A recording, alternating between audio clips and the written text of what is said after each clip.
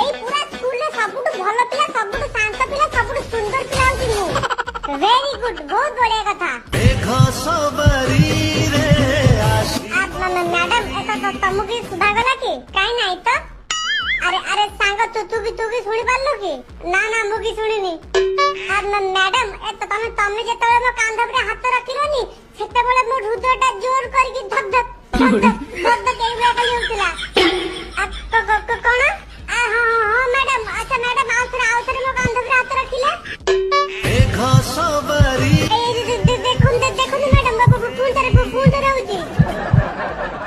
Madam ମତେ କଣ ଲାଗୁଛି କହିଲେ ଆମେ ବୋଧେ ପୂର୍ବ ଜନ୍ମରେ ଦି ଜଣକୁ ଭଲ ପାଇବା ପାଇଁ ହଉଥିଲେ।